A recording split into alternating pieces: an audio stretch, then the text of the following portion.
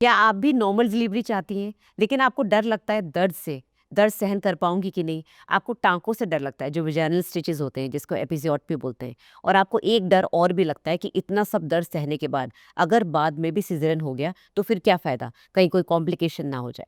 तो मैं हूँ doctor Sonal Parihar, trained gynaecologist from BHU Varanasi and London. मैं आपको आज बताऊँगी कि नॉर्मल डिलीवरी के लिए मेंटली तैयार होना ज़्यादा ज़रूरी है एज़ कम्पेयर टू फिज़िकली। आज हम इस वीडियो में नॉर्मल डिलीवरी की वो 3 साइंटिफिक स्टेजेस पढ़ेंगे, समझेंगे, तो आपको पता चलेगा कि आप कौन से स्टेज में डॉक्टर के पास आए हैं।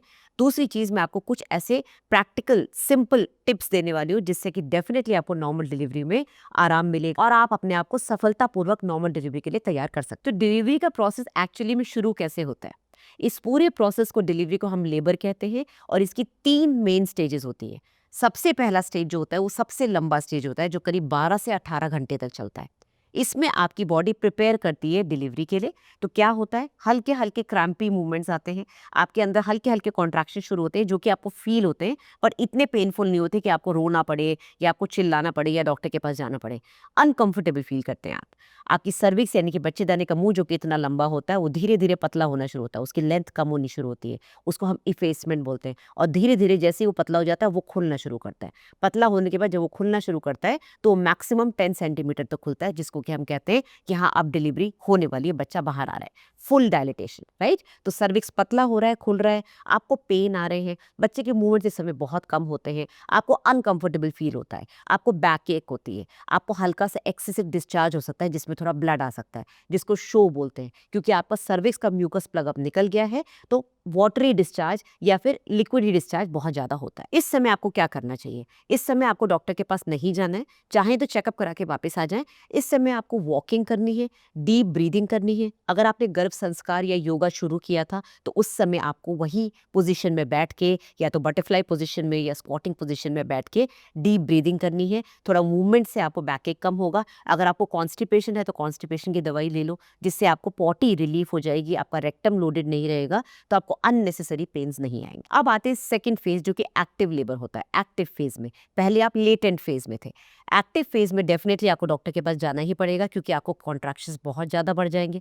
आपको नीचे पेल्विक प्रेशर शुरू हो जाएगा, क्योंकि बच्चे का प्रेजेंटिंग पार्ट जो सिर है, वो नीचे आना शुरू हो जाएगा। तो आपको विजाना में पेन होगा, आपको बैक एक होगा, आपको पॉटी वाले एरिया में पेन होगा, आपका पेन असहनीय होगा। इस समय डॉक्टर आपको हेल्प करेंगे डिलीवरी में। जैसे ही बच्चेदानी का मुंह पूरा 10 सेंटीमीटर खुलेगा और बच्चा बिल्कुल नीचे पेरिनियम पे आ जाएगा, डॉक्टर आपको पुश करने को बोलेंगे। तो कॉन्ट्रैक्शंस की इंटेंसिटी बढ़ जाती है। कॉन्ट्रैक्शंस हर 1-1, 2-2 मिनट पे आते हैं।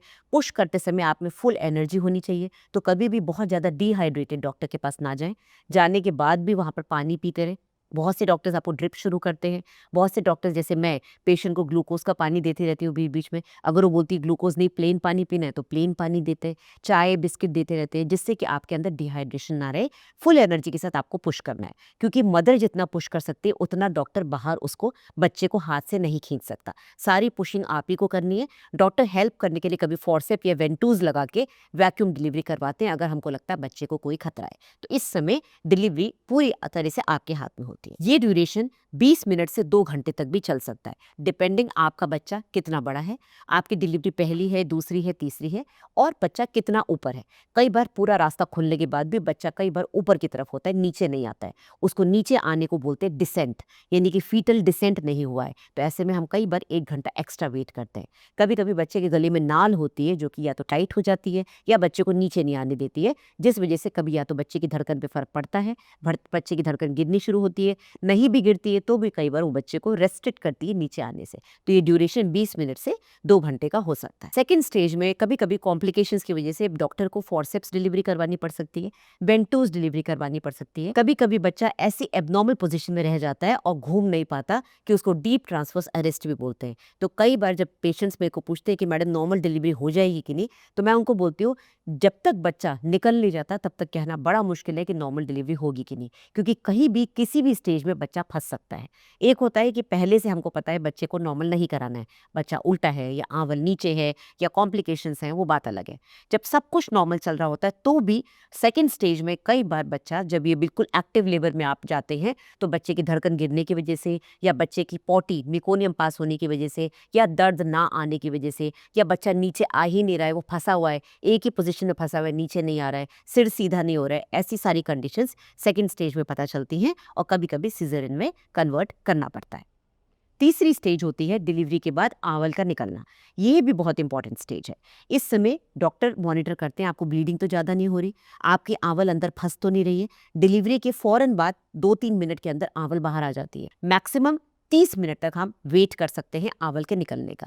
15 मिनट के बाद हमारी घंटियाँ शुरू हो जाती हैं कि आंवल नहीं निकल रही है, फंस रही है। तो हम बेहोशी के डॉक्टर को अलर्ट करते हैं कि शायद आपको आना पड़ेगा। पेशेंट को हल्का सा नींद का इंजेक्शन देके अंदर से हाथ डाल के आंवल को निकालना पड़ेगा। 30 मिनट तक हम वेट करते हैं, थोड़ा यूट्रस को मसाज करते हैं, आपको ड्रिप लगाते हैं, ऑक्सीटोसिन देते हैं, इंजेक्शंस देते हैं जिससे यूट्रस कॉन्ट्रैक्ट हो और आंवल को बाहर फेंक दें। तो ये होती है थर्ड स्टेज। इस समय जब तक आंवल बाहर नहीं आती, आपको पेन किलर इंजेक्शंस लगते हैं, एंटीबायोटिक्स लगती हैं। बच्चों के डॉक्टर बच्चे को चेक करते हैं कि वो नॉर्मल है कि नहीं, क्राई कर रहा है कि नहीं, और आपकी गायनेकोलॉजिस्ट आपको एपिज़ोटमी के स्टिचेस लगाते हैं। तो ये स्टेज आपकी 10 मिनट से लेके आधे घंटे, कभी-कभी 1 घंटे तक भी जा सकती है, डिपेंडिंग उस समय क्या कॉम्प्लिकेशन हुई थी। अब बात करते हैं आपके डर की। पहला डर, क्या मैं डिलीवरी का दर्द सहन कर पाऊंगी, या फिर क्या मेरे को दर्द की वजह से ऐसा ना हो कि मैं नॉर्मल डिलीवरी की जगह अपना सिजेरियन करवा लूँ। इसके लिए बेस्ट ऑप्शन मैं कई बार बता चुकी हूँ वीडियोस में, इंस्टाग्राम की रील्स में, कि एपिड्यूरल एनाल्जेसिया बिल्कुल सेफ होता है। ये एक तरह का छोटा सा इंजेक्शन होता है जो आपकी पीठ में, स्पाइनल कॉर्ड के बीच में जो फ्लूइड रन कर रहा है उसके आसपास इंजेक्ट कर देते हैं। आपको कुछ पता नहीं चलता, पेन आते हैं, हल्के पेन आते हैं, तेज पेन आपको फील नहीं होते क्योंकि पेन फाइबर्स को ब्लॉक कर दिया जाता है। तो आप आराम से अपनी डिलीवरी को एंजॉय कर सकते हैं। दूसरा मिथ या फिर गलत फहमी कि ज़्यादा घी खाने से आराम से बच्चा फिसल के बाहर आ जाएगा। तो घी आप बेसिकली अपने यूट्रस के अंदर या विजाइनल कनाल पे नहीं लगा रहे हैं। बच्चे को फिसलने की जरूरत नहीं है, बच्चे के लिए काफ़ी म्यूकस और पानी अंदर होता है। तो ये एक गलत धारणा है कि घी पीने से ऐसा कुछ होता है। इससे बल्कि आपका वजन बढ़ेगा, आपकी शुगर बढ़ेगी। लेबर क्वालिटी पे और आपके बच्चे के वजन पे, आपके बोन के स्ट्रक्चर पे, बच्चे के मूवमेंट्स पे, वो कितना अंदर घूम रहा है नहीं घूम रहा है, उस पर डिपेंड करेगा कि आपको नॉर्मल डिलीवरी होगी कि नहीं होगी। तो नॉर्मल डिलीवरी के लिए आपको क्या करना है? आपको प्रॉपरली डॉक्टर से चेकअप्स कराने हैं, अपनी डाइट का ध्यान रखना है, अपने जो न्यूट्रिशनल सप्लीमेंट्स आपको डॉक्टर ने दिए हैं उनका ध्यान रखना है। आपका हीमोग्लोबिन सही रहेगा, आप में ताकत रहेगी, बच्चा सही रहेगा, तंदुरुस्त रहेगा, बच्चे की ग्रोथ पे प्रॉब्लम नहीं आएगी। आपको डायबिटीज़, ब्लड प्रेशर जैसी प्रॉब्लम्स हैं, उसको कंट्रोल करना ज़रूरी है, नहीं तो बच्चे के वेट में, बच्चे की ग्रोथ में प्रॉब्लम्स आएंगी। आपको थोड़ी बहुत एक्सरसाइज करनी है सेकेंड ट्राइमेस्टर से। अगर आप शुरू से सीडेंट्री हैं तो ये बहुत अच्छी बात नहीं है, क्योंकि प्रेगनेंसी में आपको हेल्थ प्रॉब्लम्स बढ़ सकती हैं। आपको एक्टिव रहना है। अगर आपने पहले कभी नहीं किया तो आप वॉकिंग से शुरू करें, फिर धीरे-धीरे योगा, गर्भ संस्कार शुरू कर सकते हैं।